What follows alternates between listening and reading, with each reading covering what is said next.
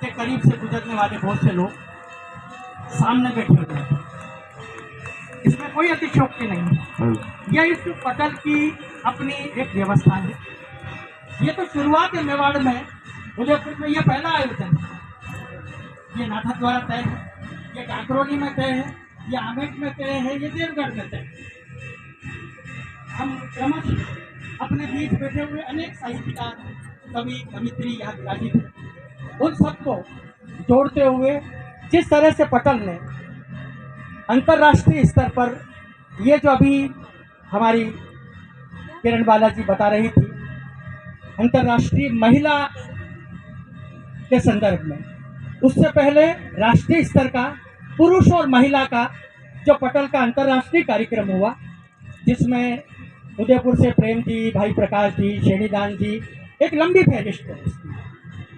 तो इस पटल ने महिलाओं का अलग, पुरुष महिलाओं का अलग, अंतर्राष्ट्रीय स्तर पर एक जो आयाम स्थापित किया है, उसके लिए बहुत हृदय से मैं सबसे पहले नरेश जी जोशी का, वाकई मैजिक मैन जो नाम लगा है, न मैं कल्पना कर सकता हूँ कि ये आयोजन आज हो सकता है, न विनोद भाई कल्पना कर सकते हैं कि ये आयोजन हो सकता है, न आप कल्पना कर सकते हैं। सहज रूप में मुझे ये मिला कि मुझे इस आयोजन को अपने सुनीता सिंह मैडम, निमिष जी की धर्मपत्नी, उनका और विद्या जी का मैंने एक चित्र देखा कि वो मैजिक मैन का सर्टिफिकेट उन्हें प्रदान कर रही है, बड़ी खुशी हुई।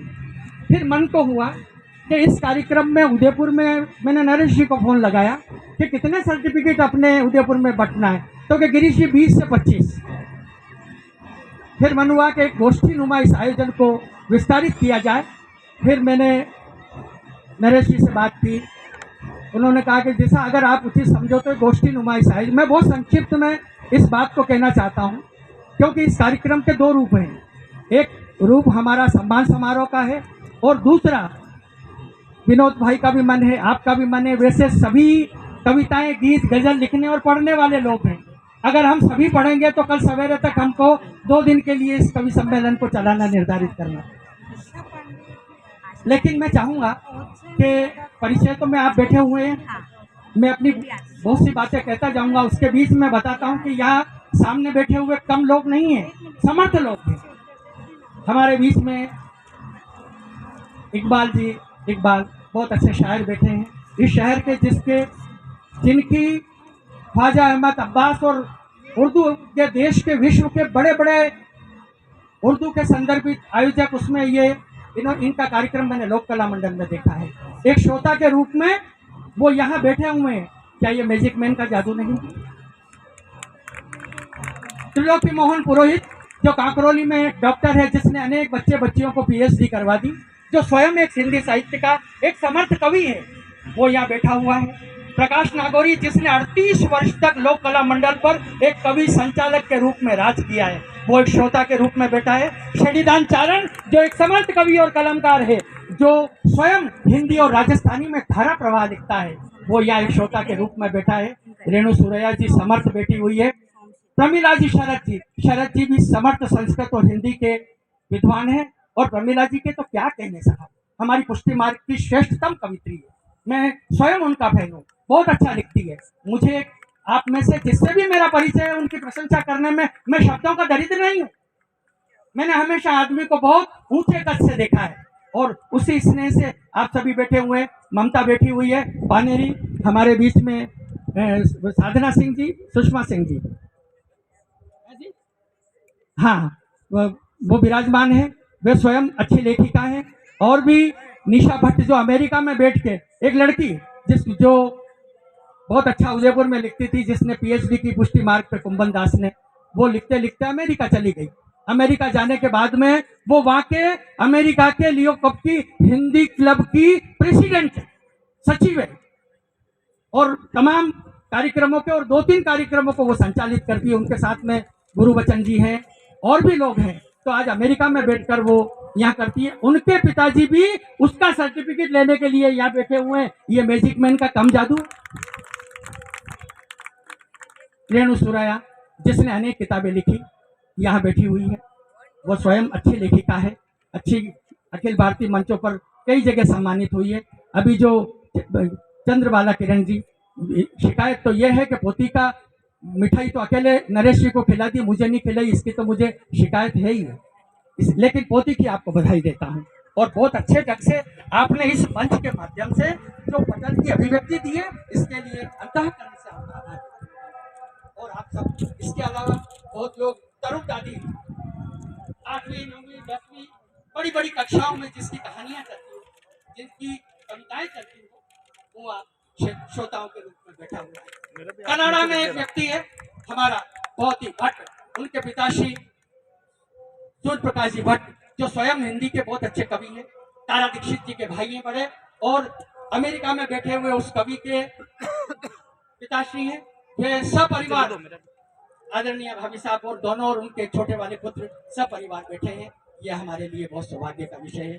और भी हमारे विनोद जी तापड़िया जी नाम है, हाँ, तो विराज जी तापड़िया हमारे विनोद जी के परम मित्र, वो बैठे हुए हैं। और साहब एक परिचय और देता हूँ आपको हृदय से, और इस परिचय के साथ आप सबको तो तालियां देनी ही है, लेकिन उस व्यक्ति की तालियों के साथ सबको तालियां मिले, ये निवेदन है। एक लड़का बैठा है भरत त्रिपाठी, जो आज की तारीख में मैं बिल्कुल खुले मन से शनिदान और प्रकाश के सामने बोलता हूँ कि आने वाले कल में ये मेवाड़ का दूसरा गिरीश विद्रोही मिलेगा, जिसकी प्रस्तुति में, जिसकी सृजन शैली में, जिसकी मौलिकता का जवाब देवगढ़ का है।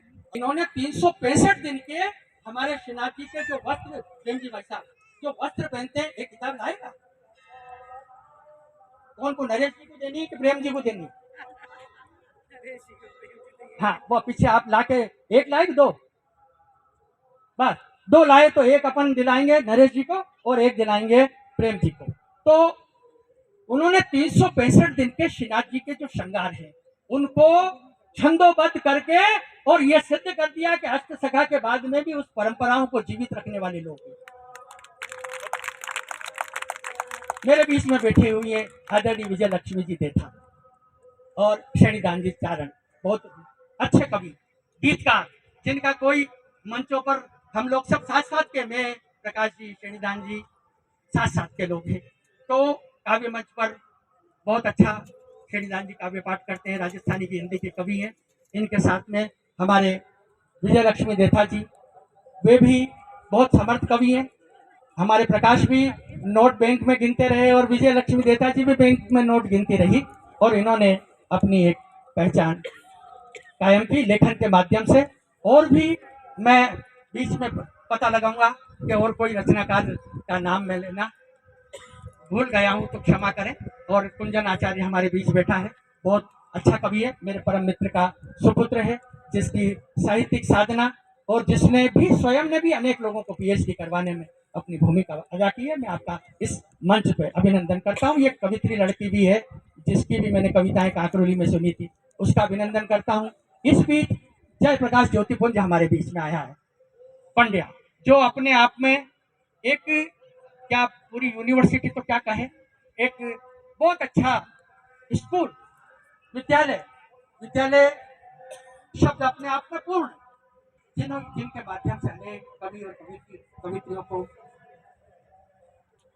कौन सी धारा, युग धारा का एक प्रवाह इस व्यक्ति ने बहा है। प्रमोद जी, ये और जितने लोगों के मैंने नाम लिए हैं, उन सबके लिए एक बार जोरदार तालियां बजाकर उनका सम्मान करें, अभिनंदन करें।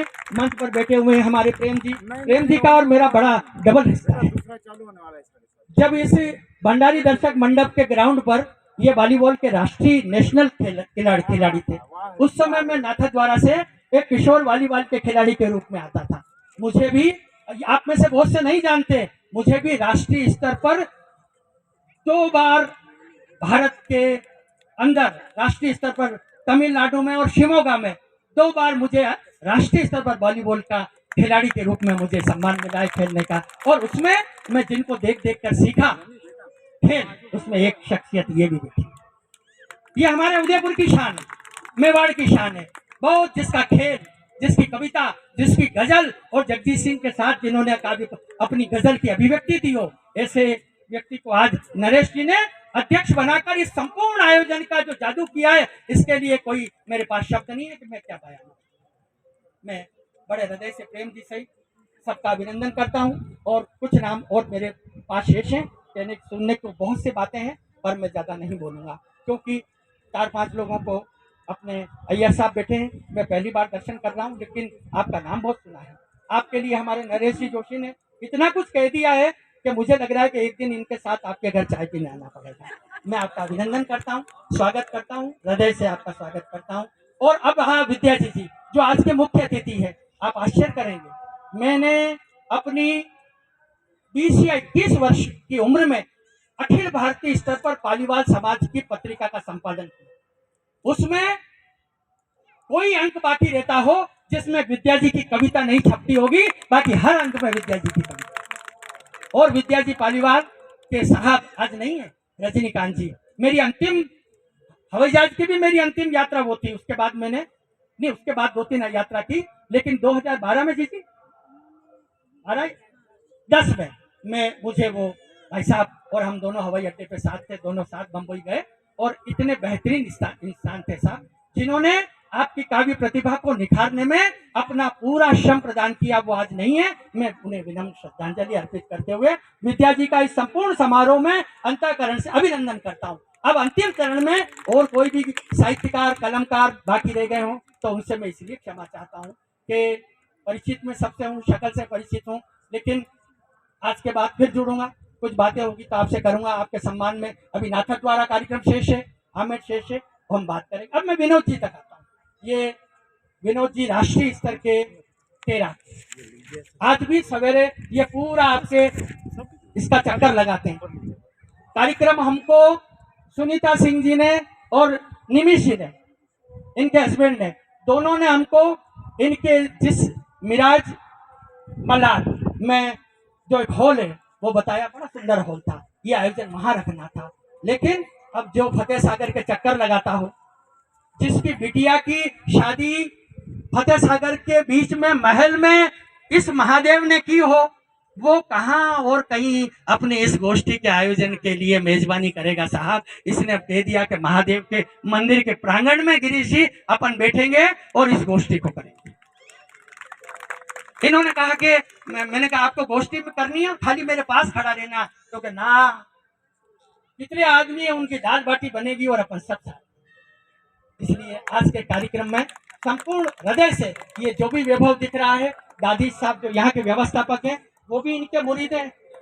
आप दादी जी पधारो, आप मेरे पास आओ, आ जाओ आ जाओ। आप इस संपूर्ण महाकालेश्वर के इंचार्ज हैं। और इनकी एक विशेषता बताता हूँ साहब, ये यहाँ से लेके वहां तक लेकर उदयपुर के राजनेता बड़े बड़े दिग्गजों ने इन जमीनों पर बना रखी थी, कुछ तो चले गए, कुछ है। इस अकेले वकील ने ये सारी जमीन बचाकर महादेव के चरणों में अर्पित की। ऐसे लोगों के सानिध्य में हम कविता पाठ करते हैं। मैं आपका अभिनंदन करता हूँ, स्वागत करता हूँ और अंतिम 2 बात आपसे निवेदन करके अपने शब्दों को विराम दूंगा। इसके बाद में पुनः, और रेणु जी श्रीवास्तव, मैं आपको एक आश्चर्य, मैंने इस लड़की को यहाँ पहली बार देखा है, मैं बोला भी पहली बार हूँ। मैं पिछले 20 वर्षों से कोटा के दशहरे के बीच में 2-4 आयोजन चुका हूँ, बाकी राजस्थानी और हिंदी राजस्थानी कवि सम्मेलन में चाहता हूँ, वो सम्मान से सुना जाता हूँ। आप आश्चर्य करेंगे, उस मंच का संचालन रेणु कर, मजा हुआ है, संचालन बहुत बेहतरीन। अभी नहीं वहाँ तो वह, ये तो अभी जो भी है इसकी भाषा शिल्प इनकी, क्षमा करें पुत्रीवत है तो मैं इसकी कह रहा हूँ, बहुत ही संजीदगी वाली महिला है। और इसके बाद में हम आते हैं नीता जी। आज जो भी है जादू मेजी वेजी कुछ भी नहीं है इस लाल टी शर्ट में, कुछ भी नहीं है साहब। जो जादू है वो बहन नीता जी आई है, मेरी छोटी बहन नीता जी का है, जिसने अपना संपूर्ण समर्पण इस पुरुष को दे रखा है, जिसकी प्रतिभा को निखार कर उस जगह पहुंचा दिया है जहां लोक भाषा का आदमी विश्व का हिंदी भाषी आदमी बनकर मेवाड़ की उदयपुर झीलों की धरती पर खड़ा। ये वो शख्सियत है उसको बनाने वाली। बहुत बहुत बधाई, आपका बहुत बहुत अभिनंदन, बधाई। और ये हमारी सुनीता जी बहुत शालीन, संवेदनशीलता में जिसका जवाब नहीं, जिन्होंने मंच के पटल के इनकी प्रशंसा कर दो तो भी मुस्कुराहट, कुछ भी नहीं करो तो भी मुस्कुराहट। मैंने इतना तो जीवन में बहुत अच्छा कवि रहा या नहीं, कविता का विद्यार्थी रहा, रचनाकार को समझने की क्षमता प्रकृति और सरस्वती ने मुझे दी है, इसमें कोई अतिशयोक्ति नहीं है। मैं सुनीता जी आपका अभिनंदन करता हूँ। आइए निमिष जी आप भी खड़े हो जाइए जोड़े से। इस समारोह में बहुत से लोग जोड़े से लगे हुए हैं। हाँ, विनोद जी भी खड़े रहते हैं यहाँ जोड़े से, लेकिन इनने मेरी बहन भतीजी को बम्बई भेज दी है ना। तो आज के इस संपूर्ण समारोह में कोई अतिशयोक्ति कही हो तो क्षमा कीजिएगा। अंतिम बात मैं आपके लिए कहकर अपने शब्दों को विराम देना चाहता हूँ। सम्मान समारोह होगा और आपसे खाली विनोद जी ये कि जितनी 2-4 मेरे मित्रों की कविताएं हो जाए उनको आत्मसात कर लेना। बाकी नाथद्वारा में कवि सम्मेलन और सम्मान समारोह का पूरी रात आनंद लेंगे, तो इस बात का मैं वादा करता हूँ।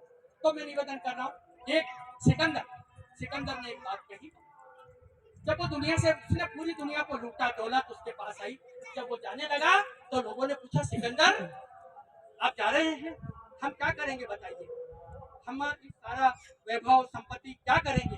तो उससे ज्यादा विद्वान आपने, सिकंदर ने तरुण जी दादी शायद मुट्ठी खोल दी और मुट्ठी खोल के कहा कि ये कुछ भी नहीं है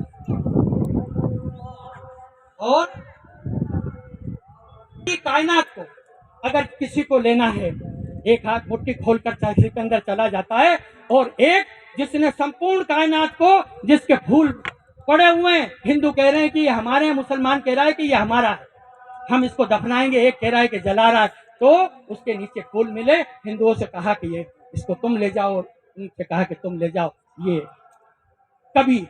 तो एक बात सुनिए, जिसको संपूर्ण विश्व का या कायनात की शख्सियत बनना है तो उसको कबीर बनना पड़ता है, उसको सिकंदर बनने की जरूरत नहीं है। और उस कबीर के पद चिन्हों पर चलने वाले नरेश जोशी, तुम्हारे इस कार्यक्रम पर आपका अभिनंदन है, आपका स्वागत। और लक्ष्मी पुत्र हमारे, लक्ष्मी दो तरह की, विनोद भाई अपनी बात कह के मेरे शब्दों को विराम दे रहे हूँ।